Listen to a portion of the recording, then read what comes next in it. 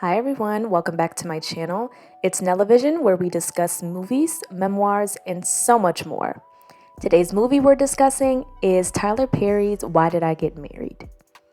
Today, we're diving into these chaotic couples, breaking down each relationship, and discussing why this may be one of the best films in the Tyler Perry universe.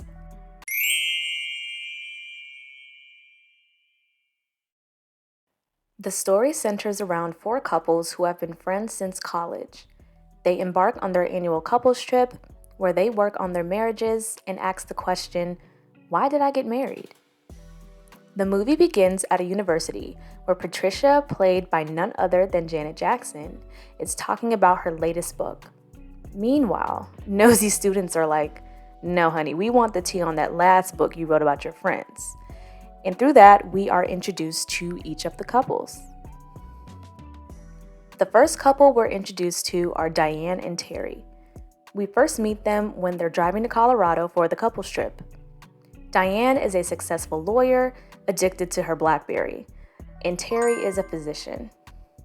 They also have a young daughter.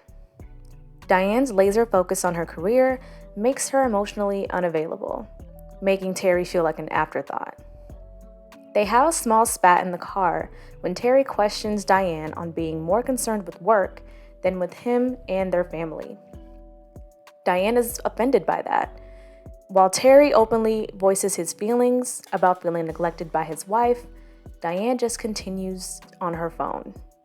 So on paper, Diane and Terry should work. They have a family, a stable home, successful careers, but emotionally, they seem severely disconnected. Next up, we meet Angela and Marcus. Angela is a successful salon owner and created her own hair care line. Marcus is a former NFL player and now barber. We meet them arguing on a train, and we get a glimpse into their marital issues, such as Angela's conflict with Marcus's baby mother, and Marcus hints at Angela having a drinking problem. Angela is on 10 the entire time. She's yelling at Marcus, she's yelling at these rude passengers on the train, and then she starts yelling at everyone. They are by far the most chaotic couple out of the four. Then we meet Sheila and her husband, Mike, and Sheila's friend Trina. While they're boarding a plane, Sheila is told that someone of her size needs to buy 2 seats, and she's instructed to get off the plane.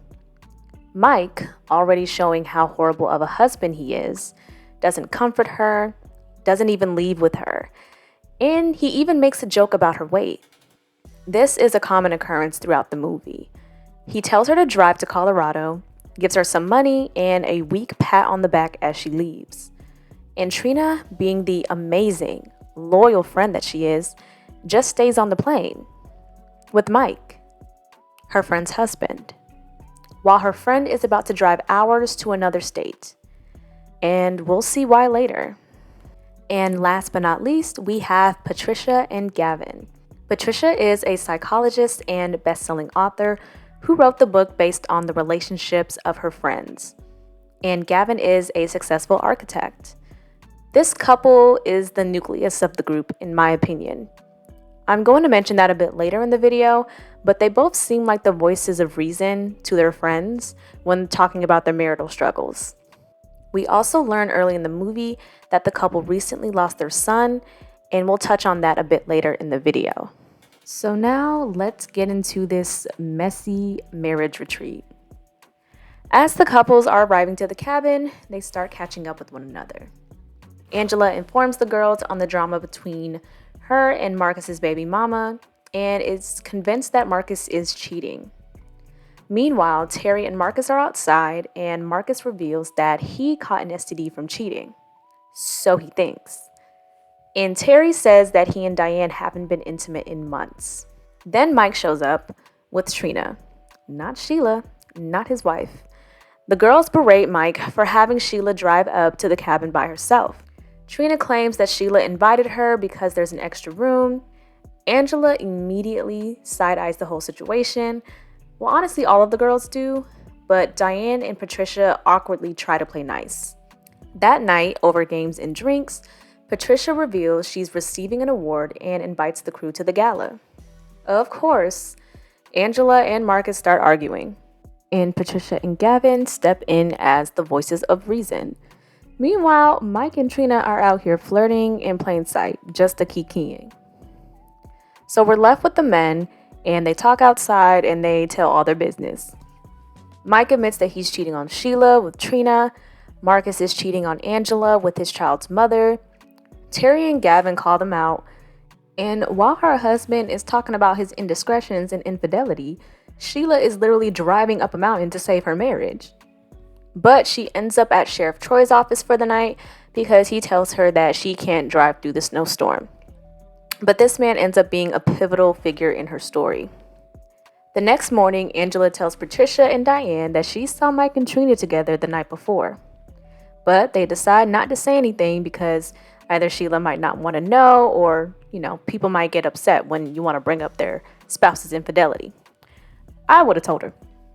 So finally, Sheila makes it to the cabin with fine Officer Jimmy Ruffin, and Mike barely acknowledges her. Like, little Bill cannot hide his discontent for his wife, and it's so hard to watch throughout the movie. And then we notice that he's irritated when he sees that Sheila's trying to get Trina to talk to Troy. Later, when the girls are out shopping, Sheila admits that she blames herself for the issues that she has in her marriage with Mike. She truly believes that if she loses weight, Mike might love her again. It's heartbreaking because, baby girl, that man is trash. But anyways, her friends, minus Trina, try to comfort her, and at this point, Angela is itching to tell the truth about Mike and Trina.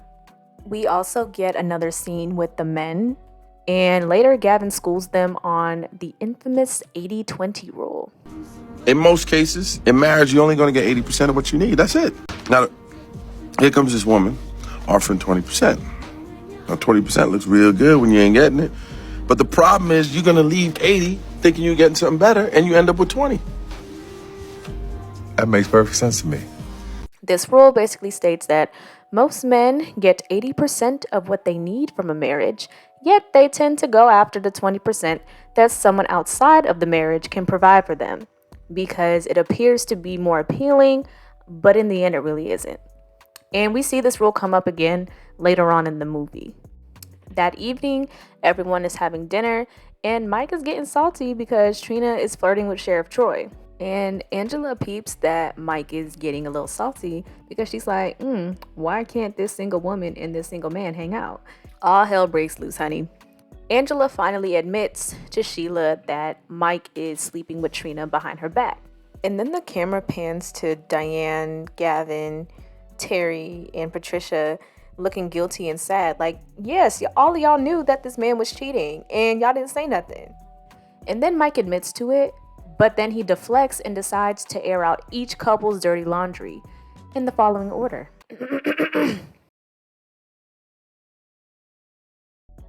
Diane got her tubes tied without telling Terry. Terry got a DNA test on their daughter because he wasn't sure that she was his. Gavin blamed Patricia for their son's death, saying, how could she be so stupid? Marcus got an STD from cheating on Angela with his child's mother. Well, that is how he thinks he got the STD. Angela hits him with the Uno reverse and says, no, baby, you didn't get that from her. You got that from Walter. Basically saying that she cheated on Marcus with a guy named Walter. So they were both cheating. And once she reveals that, Marcus...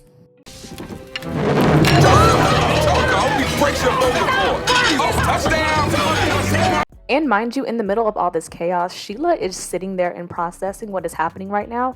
Like, I brought you here as my friend, and you're sleeping with my husband. That's crazy. And my husband is just sitting here like, yeah, I did it. But Sheila finally snaps, and she gives us the moment that we have all been waiting for. In the aftermath, Sheila checks into a hotel, broken and broke because Mike drained her bank account, and Troy finds her and takes her up the mountain to just let out her emotions. Meanwhile, the other couples are back home trying to pick up the pieces. Patricia and Gavin finally confront their shared grief. We learn Gavin has silently blamed Patricia for their son's death, and she's been carrying all this guilt by herself, all while trying to maintain this image of being put together in this perfect couple. They cry, they embrace, and they start being honest with one another for the first time. They start saying, we can go through things together. We don't have to hide and put up a facade. And this is one of the film's more emotional and grounded scenes. And honestly, I think it deserved a little bit more screen time, but I do like the way this scene was done. Elsewhere, Sheila starts rebuilding her life. She stays in Colorado. She works at a general store, which is owned by Troy's family, and their friendship blossoms into a love connection. Angela and Marcus are still toxic as ever, and his child's mother, Keisha, decides to pop up on Angela at her salon being disrespectful. But he eventually stands up to his baby mama, he ends the affair, and he affirms his loyalty to Angela. And there's a line in this scene where he says something like, women are so used to losing, they don't know when they've won. But baby girl, don't forget you cheated too, so what was the prize? But kudos to him for ending the affair, I guess. Diane forgets Terry's birthday, and they fight about that on top of other issues they've been having in their marriage. Terry argues that Diane prioritizes work over him and their daughter. Meanwhile, Diane argues that Terry's trying to turn her into this old school 1950s housewife that she does not want to be. But I do think that this is reflective of a deeper issue within their marriage that I will touch on later on in this video when we do the analysis on the couples. Their fight ends with him taking off his ring and moving out. Later on, Angela and Diane meet up with Patricia, moping about their husband problems. Patricia encourages them to reflect on their marriages and create a list of all the good things their husband has done and all of the bad things that their husband has done and proceed from there. Both women take her advice, even with Diane crying about her list. Angela cooks for Marcus, and even though he's initially convinced she's trying to poison him, they talk it out and they set new conditions for their relationship. Diane visits Terry at his new place and basically pleads with him to come back home. And Terry tries to play in her face a little bit, trying to make a joke, talking about his assistant is pregnant with his kids. And Diane is stupidly like, yeah, we can work it out. But he admits it's a joke and that he was just trying to get back at her. But they end up reconciling as well. Fast forward to Patricia's gala. We see Sheila and she's looking snatched and she's glowing. And she bumps into none other than Trina. Trina tries to play cute and nice as if she's not part of the reason why she got a divorce. Sheila basically says, girl, I should have whooped your ass, but I'ma just pray for you, boo. Mike finds out that Troy and Sheila are now married, and he is looking very salty and regretful. She looks amazing, she looks happy with him, and at this point he realizes what he lost, and his 20 wasn't really worth it. Then Sheila is finally reunited with her girls, and Sheila just talks to the girls about her journey to loving herself and how she's so happy and in love now, and it's such a beautiful moment and a moment of sisterhood in the movie. While Patricia is giving her speech, Mike is really trying to talk to Sheila, trying to apologize, and she's like, boy, go back to your 20, Trina. And the movie ends with the couples dancing the night away.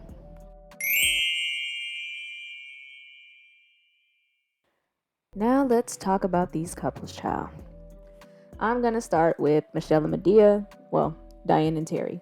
Personally, these two should have never gotten married. I don't understand why they got married in the first place, because it seemed like they were on different pages and never discussed what they wanted from each other as spouses before it all just came to a head. Well, Terry did, but Diane didn't. The fact that they had such a lack of intimacy to the point where Terry felt like he needed to test their daughter, and her hiding the fact that she tied her tubes are indicators that this marriage should have never happened. It just seems like they wanted completely different things, and this was never discussed prior to them getting married, obviously. Next, I want to talk about Patricia and Gavin. I think out of all of the couples, this was the one I'd root for if this was in real life. I know the popular opinion on social media is that all of these couples should have been divorced, but personally, I feel like with grief, counseling, and time, Patricia and Gavin could have stayed together. I think the love for one another was apparent, but they both were putting up a facade of the perfect couple, and they both were dealing with a great deal of grief and resentment. They lost a son, and that's something that would cause strain in any couple's relationship. So I can kind of see where people think maybe they should have just divorced as well. because that type of resentment and that type of blame that Gavin put on Patricia, it's not something that can go away that easily. Angela and Marcus. I go back and forth about them because number one, they are very toxic to each other, but number two, I think they're very entertaining together. Angela was constantly belittling that man though, like calling him broke, and it was revealed later in the movie that Girly Pop, he is the one who funded your business. Like, chill. And to top it off, both of them were cheating on each other. I mean, in real life, I'm pretty sure there are many couples that are just like Angela and Marcus, and I do like how they set new parameters for their relationship when they reconciled. However, I don't think a relationship like this is healthy at all, literally and figuratively, because, STDs were caught. But if they like it, I love it. On the topic of Angela, I personally think she was the realest friend out of the group. When Mike would constantly get on Sheila for her weight, she'd be the first one to call him out and give it right back to him. And she was the one who finally told Sheila the truth about Mike and Trina, even though it would have been better if she pulled her to the side, but it's a Tyler Perry movie. We have to have the drama at the dinner table. But let me know what you all think. Was Angela in the wrong for revealing that, or was she just being a good friend? Now let's move on to Mike. Mike was a horrible husband, but he's also the prime example of you don't realize what you have until it's gone. He disrespected Sheila at every given moment, cheated on her, and he even tried to ruin his friends' marriages because he got caught cheating, because he got called out. And that's why Sheila basically said, "Because you get nothing else from me today. Goodbye." Speaking of Sheila, her character arc is honestly my favorite. In the beginning, we see that she is very insecure with an emotionally abusive husband, and she just wants him to love her. And she was so broken to the point where she would even try to deprecate herself before Mike or others got a chance to do so. Through her story, she finds her strength and independence, gains confidence within herself, and she finds love of Troy. From the beginning, Troy respected her, he showed her kindness, and that's probably something she hasn't received from Mike in years. And he also helped her realize her self-worth and gave her the love that she truly deserves.